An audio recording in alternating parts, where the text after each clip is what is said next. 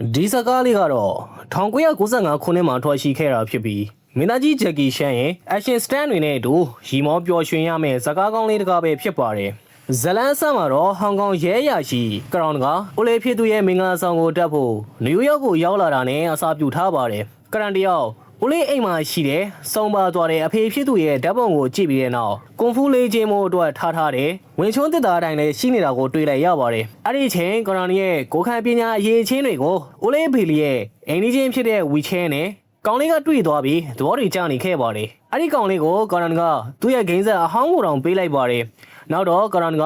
ဦးလေးဖြစ်သူဖွင့်ထားတဲ့ဆိုင်ကိုတွားတဲ့အခါဦးလေးဘီလီရဲ့ဇနီးလောင်အာဖရိကန်အမေရိကန်လူမျိုးဖြစ်တဲ့ဝစ်တနီနဲ့တွေ့ပြီးဝစ်တနီကသူ့ကိုနမ်းရှုပ်ပြီးနှုတ်ဆက်လိုက်ပါတယ်အဲ့ဒါကိုပဲအလီနာလို့ခေါ်တဲ့အမျိုးသမီးကဦးလေးဘီလီရဲ့ဆိုင်ကိုဝယ်ဖို့အတွက်ရောက်ချလာပါတယ်အဲ့အချိန်အပြင်ကနေကရန်ကမှန်ကိုကြည့်ပြီးဘလောက်တွေထုတ်ပြနေခဲ့ပါတယ်အပြင်ကနေကြည့်ရင်တော့အထဲကိုမြင်ရဘူးဆိုပေမဲ့အထက်ကသူတွေကတော့ကရန်လုံးသမားကိုအထက်ကနေမြင်နေရပါတယ်ဒါနဲ့အလီနာတယောက်အလောကိစ္စကိုတော့အာယုံမဆိုင်နိုင်ပဲရီမော်ချလိုက်ပါတယ်နောက်တော့ဦးလေးဘေးလီစီသူတကယ်ချင်းစတီဗင်ရောက်လာပြီးမင်္ဂလာဆောင်အတွက်ကားလာငှားပေးတာဖြစ်ပါတယ်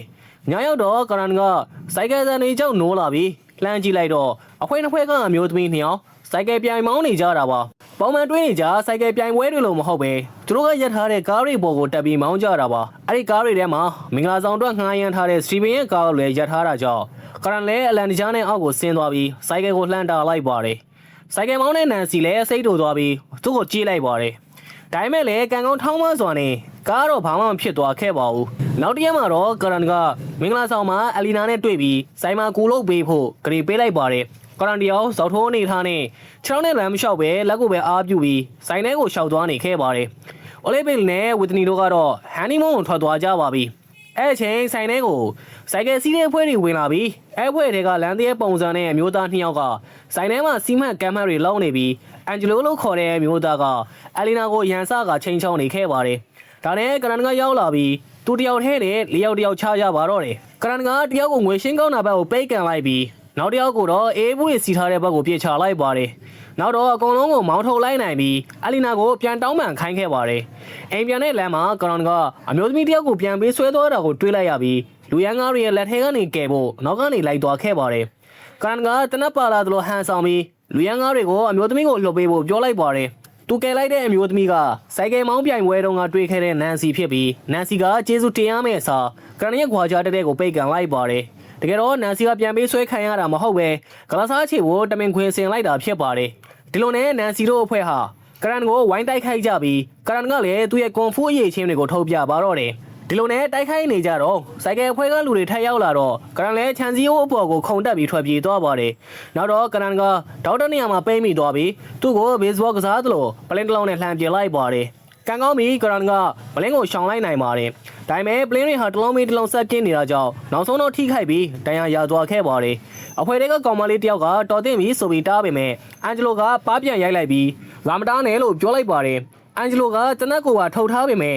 အခြားဖွဲ့သားတယောက်ကလည်းဆက်မလို့ဖို့သူ့ကိုတားလိုက်ပါတယ်တကယ်တော့နန်စီကအစောပိုင်းကကရောင်နဲ့တွေ့ခဲ့တဲ့ဒန်နီလို့ခေါ်တဲ့ကောင်မလေးရဲ့အမဖြစ်နေခဲ့တာပါဒန်နီကသူ့မဖြစ်သူကိုကရန်ပေးထားတဲ့ဂိမ်းဆက်လေးကိုကြွားလိုက်ပါသေးတယ်နန်စီကတော့ဒဇိန်းတွေပေးတဲ့ပစ္စည်းကိုမယူရဘူးဆိုပြီးဆိုတော့ဒန်နီကဒဇိန်းကမှအမဖြစ်သူထဲသူ့ဘက်ကိုယူဆိုင်တည်တယ်ဆိုပြီးပြန်ပြောလိုက်ပါတယ်နန်စီကအလုပ်တွေပဲလုံးနေတာပဲလို့ဒန်နီကပြောတော့နန်စီလည်းအခန်းပြင်ကိုထွက်လာခဲ့ပါတယ်သူတို့အခန်းရှိမှာလူတယောက်လဲကျန်းနေတာကိုတွေးလိုက်တော့ဒန်နီကချက်ချင်းကယ်ဖို့လောက်ပါတယ်ကရန်ကပတ်တီးစီးထားတဲ့အနေထားနဲ့သူတို့ရဲ့အေကန်ထဲမှာနိုးလာခဲ့တာပါဒါနဲ့ကရန်ကအပြင်ကိုထွက်လာရောစိုက်ကယ်မောင်းတဲ့အဖွဲ့ကသူ့နောက်ကိုလိုက်လာကြပါတယ်ကရန်လည်းပြင်းရင်လွှားရင်းနဲ့ကားတစ်စီးရဲ့ထဲကိုအမိုးပေါ်ကနေဒိုင်မင်ထိုးချလိုက်တော့ပုဂ္ဂတိကနဲ့လွှတ်မြောက်သွားပါတယ်အဲ့လိုနဲ့ထွက်ပြေးလာရင်ကားတွေပါကင်ထိုးတဲ့နေရာကိုရောက်လာတော့စိုက်ကယ်မောင်းတဲ့အဖွဲ့တွေကအခြားသူတွေပါထပ်ရောက်လာကြပါတယ်ကရန်တယောက်ပြေးလွှားရင်းနဲ့ပဲဘန်ကားနဲ့နေရန်ကြားညှန်သွားမလို့တောင်ဖြစ်သွားခဲ့ပါတယ်ဒီလိုနဲ့ထပ်ပြီးရှောင်ထွက်လာရင်ကရန်ရဲ့ဒဏ်ရာကပိုပြီးတော့နာကျင်လာခဲ့ပါတယ်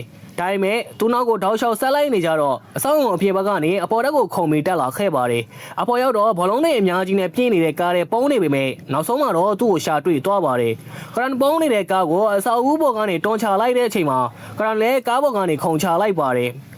ကရန်ကိုအန်ဂျလိုကဘောင်းမီကိုချွတ်လိုက်ပြီးသူ့နောက်ပိုင်းကိုနမ်းမယ်ဆိုရင်တွားခွင့်ပေးမယ်လို့ပြောပါတယ်ကရန်ကတော့နမ်းမယ်အစားအန်တနာတိုင်ကိုဖိနေထိုးထည့်လိုက်ဆိုပြီးအခြားအဆောက်ဦးစီကိုလှမ်းခုန်လိုက်တော့လွတ်သွားခဲ့ပါတယ်တိုနီလို့ခေါ်တဲ့ဆိုင်ကယ်မောင်းတဲ့အဖွဲ့ခေါင်းဆောင်ကသူ့ကိုမုန်းတဲ့အကြည့်နဲ့လှမ်းကြည့်နေပါတယ်အဲဒီနောက်မှာတော့ကရန်ကဒန်နီရဲ့ဝီချဲကိုတွန်းပြီးလမ်းလျှောက်လာတော့မှကားမောင်းသူကတတိလှည့်နေတာကြောင့်ကားကဆိုင်ထဲကိုဝင်ပြီးတိုင်းမိသွားတာကိုတွေ့လိုက်ရပါတယ်အန်ဂျလိုနဲ့နောက်တစ်ယောက်ကကားပေါ်ကပစ္စည်းတွေကိုယူနေကြတော့လူတစုရောက်လာကြပါတယ်သူတို့ကတနက်တွေနဲ့ပြေးကြပြီးကားကိုပါဖောက်ခွဲလိုက်ပါတယ်အဲ့ချိန်မှာအန်ဂျလိုကတော့စိန်တွေကိုယူပြီးထွက်ပြေးဖို့လုပ်နေတော့နောက်ကနေတနက်ကင်ထားတဲ့သူတွေရောက်လာကြပါတယ်ကရန်ကတော့ဒန်နီကိုဝီချဲပေါ်ကနေမှားချီသွားပြီးနေရာကနေရှောင်လိုက်တဲ့အချိန်အန်ဂျလိုကဝီချဲအလွတ်ကိုတွေးလိုက်တော့ကိုရှင်ခင်းမှာစိန်ကိုဝှက်ထားလိုက်ပါတယ်အန်ဂျလိုကတနက်နဲ့လူလဲရောက်လာရောသူ့မှာစိန်တွေမရှိပါဘူးဆိုပြီးပြောလိုက်ပါတယ်အဲ့အချိန်ကရန်ကဒန်နီရဲ့ဝီချဲနဲ့ကိုရှင်ခင်းကိုပြန်ယူသွားပါတယ်အခန်းထဲမှာဒန်စီကဒန်နီကိုတောင်းပန်တဲ့အနေနဲ့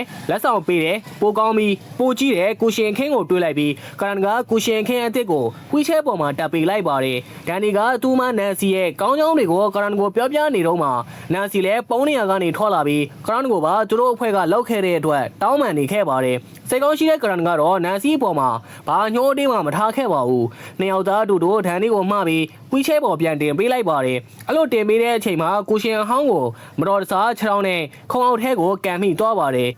ကရန်ကတော့အခန်းအပြင်မှာ FBI အေဂျင့်အနေနဲ့တွေ့ပြီးဒီတိုင်းမှာတခုခုထူးခြားတာရှိရင်သူတို့စီကိုဆက်သွယ်ဖို့ဆိုပြီးကရန်ကိုဖုန်းနံပါတ်ပေးသွားခဲ့ပါတယ်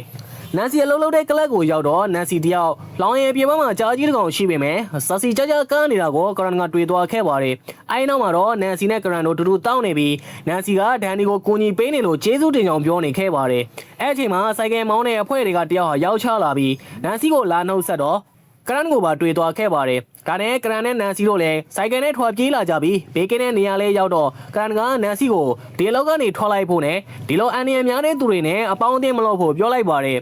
နန်စီကလည်းကရန်ပြောသမျှကိုသဘောတူပေမဲ့စကားပြောတာကိုအာရုံမစိုက်ဘဲနဲ့ကရန်ကိုစာပြီးနမ်းလိုက်ပါတယ်နောက်တစ်ရက်မှာတော့အလီနာတို့ဆိုင်ကိုစိုက်ကယ်မောင်းတဲ့အဖွဲ့ကလူတွေရောက်ချလာပြီးပစ္စည်းတွေကိုစတင်ဖျက်ဆီးပါတော့တယ်အဲအချိန်မှာကားတစ်စီးဟာရောက်လာပြီးသူတို့အဖွဲ့တွေကလူတချို့ကိုနောက်ဖုံးထဲကိုထည့်ပြီးဖမ်းသွားခဲ့ပါတယ်တစ်ဖက်မှာတော့နန်စီနဲ့ဒန်နီတို့ကပန်းချံကိုရောက်နေပြီးအန်ဂျလိုကစပိန်စီးတဲ့လူအနေနဲ့ဟန်ဆောင်ထားပြီးသူတို့နောက်ကိုလိုက်လာခဲ့ပါတယ်အန်ဂျလိုကဒန်နီကိုဝီချဲပေါ်ကနေပြေးချလိုက်ပြီးကူရှင်ကိုယူပြေးသွားပါတယ်ဒါပေမဲ့စိန်တွေကိုရှာမတွေ့တာနဲ့စိတ်ထိုသွားပြီးကူရှင်ကိုပြစ်ထားခဲ့ပြီးထွက်သွားခဲ့ပါတယ်တစ်ဖက်ကစိုက်ကယ်မောင်းတဲ့အဖွဲ့တွေကအဖမ်းခံလိုက်ရတဲ့သူတွေကတော့နှိပ်စက်ခံနေရပါပြီသူကအန်ဂျလိုဗမာလဲလို့မေးပါတယ်သူတို့မေးတာကိုပြန်မဖြေတာနဲ့ဖမ်းထားတဲ့နှစ်ယောက်ထဲကတယောက်ကိုတစ်သားကျိတ်ဆက်ထဲကိုထည့်လိုက်ပါတယ်ကရန်ကဆိုင်ကိုရောက်သွားတော့အလီနာကဒါတွေအားလုံးကရန်ကြောက်ဖြစ်ရတာဆိုပြီးအပြေပြောလိုက်ပါတယ်တကယ်တော့နန်စီကစိုက်ကယ်မောင်းတဲ့အဖွဲ့ခေါင်းဆောင်ရဲ့ရီးစားဟောင်းမှာကရန်ကစိုက်ကယ်မောင်းတဲ့အဖွဲ့ရှိတဲ့နေရာကိုရောက်သွားပြီးအကောင်လုံးကိုချပြစ်မယ်ဆိုတဲ့အချိန်မှာတိုနီကပစ္စတိုကိုင်ပြီးချိန်ချောက်လိုက်ပါတယ်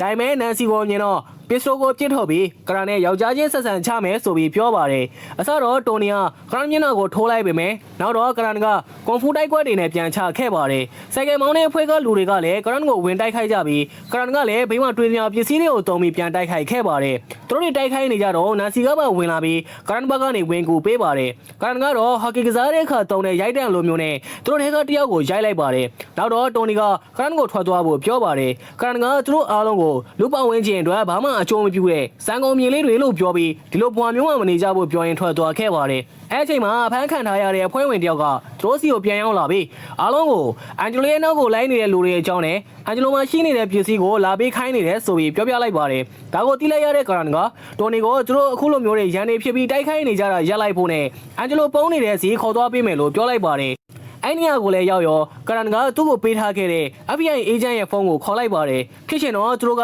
FBI အေဂျင့်တွေမဟုတ်ပဲကျေးဇူးလူသက်သမားတွေဖြစ်နေတာပါသူတို့ကရောက်လာတာနဲ့အန်ဂျလိုကိုတနက်နဲ့ထောက်ပြီးချိန်ချောက်ပါတော့တယ်အန်ဂျလိုလည်းစိန်တွေကဒန်နီရဲ့ဝီချဲပေါ်ကကိုရှင်မှာဟွက်ထားခဲ့တယ်လို့ပြောလိုက်ပါတယ်အဲ့ဒါနဲ့ပဲအန်ဂျလိုကိုဒန်နီရှိတဲ့နေရာစီကိုခေါ်သွားဖို့ပြောတာနဲ့ဒန်နီအခန်းထဲကိုရောက်လာကြပြီးဝီချဲပေါ်ကကိုရှင်မှာရှာကြည့်ကြပါတယ်ဒါပေမဲ့စိန်တွေကိုရှာလို့မတွေ့တာကြောင့်ဒေါသထွက်နေကြတဲ့အချိန်မှာကရန်ကကိုရှင်အဟောင်းကိုခုံအောင်မှတွေ့သွားခဲ့ပါတယ်ကရန်ကကျေးဇူးလူသက်သမားကိုပြန်တိုက်ခိုက်ပြီးဒန်နီကိုရိုက်တဲ့သူကိုလည်းတနက်နဲ့ချိန်နာကစိုက်ကယ်စီးတဲ့အုပ်ထုံးနဲ့လှမ်းရိုက်လိုက်ပါတယ် နောက်တော့ကျေးဇူးလူသက်သမားတွေစီကဖုန်းတန်ပြေလာတော့ကရန်ကကင်လိုက်တဲ့အခါကျေးဇူးအဖွဲ့ရဲ့ခေါင်းဆောင်ဖြစ်နေခဲ့ပါတယ်အဲ့ဒါနဲ့ပဲကရန်ကအဖမ်းခံထားရတဲ့နန်စီကိုလော်ပေးဖို့အပြန်အလှန်အနေနဲ့စိန်တွေကိုပေးမယ်ဆိုပြီးသူနဲ့တွေ့ဖို့ချိန်လိုက်ပါတယ်ကရန်ကိုချိန်လိုက်တဲ့နေရာကတကယ်တော့အလီနာရဲ့ဆိုင်မှာဖြစ်ပြီးဒီတစ်ခါမှာတော့ဆိုင်ဟာလုံးဝပြိုကျပျက်စီးသွားပါတယ်နောက်တော့ကျေးဇူးအဖွဲ့ခေါင်းဆောင်ကသူ့ကိုတကယ်တွေးကြမဲ့နေရာကိုဖုန်းခေါ်ပြီးပြောပါတယ်အဲ့ဒီအချိန်မှာကရန်ကနယူးယောက်ရဲတွေနဲ့အတူရှိနေတာပါကရန်လည်းချိန်ထားတဲ့နေရာကိုရောက်တော့ကျေးဇူးအဖွဲ့ကလူတွေဟာကရန်စီမှာဘာတွေပါလဲဆိုပြီးစစ်ကြည့်တဲ့အချိန်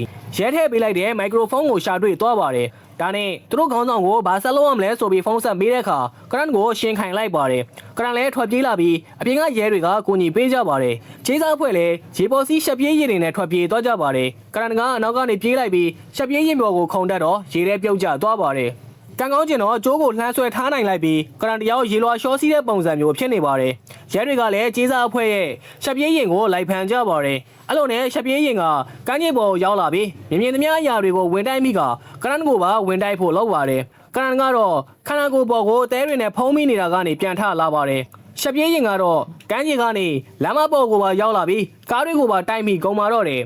လူတွေလည်းအော်တောင်းနေဖြစ်ကုန်ပြီးပြေးလွှားနေကြပါတယ်ရှက်ပြေးရင်ကတဖြည်းဖြည်းနဲ့ဂီတာပွဲလုံးနေတဲ့အရှိကိုရောက်လာခဲ့ပါတယ်ကရန်ကပြားတိုက်ကနေလွှာသွားပုံရှိတဲ့ဓာတ်ရှည်ကိုယူလာပြီးကားတစ်စီးပေါ်တက်ကရှက်ပြေးရင်ရှေ့ကိုမောင်းထွက်သွားပါတယ်နောက်တော့ကင်ထားတဲ့ဓာတ်သွားနဲ့ရှက်ပြေးရင်ရဲ့အောက်ခြေကိုထိုးပြီးရပ်သွားအောင်လုပ်ခဲ့ပါတယ်အဲ့နောက်ကျေးဇူးအဖွဲ့ကလူရဲ့ပေါင်ကိုတနက်နဲ့ပြစ်လိုက်ပြီးသူတို့ခေါင်းဆောင်ဗမာလဲလို့မေးကနန်စီကတော့အဖမ်းခံထားရတာကနေလွတ်လာခဲ့ပါတယ်ကျေးဇူးအဖွဲ့ခေါင်းဆောင်ကအေးအေးဆေးဆေးကော်ဖီအိုက်နေတာဖြစ်ပြီးနောက်တော့သူ့ကိုရှက်ပြေးရင်နဲ့တိုင်းမိပြီးအင်ဂျီတွေစုပ်ပြက်ကဇလန်းလေးလေးပြီးဆုံးသွားခဲ့ပါတယ်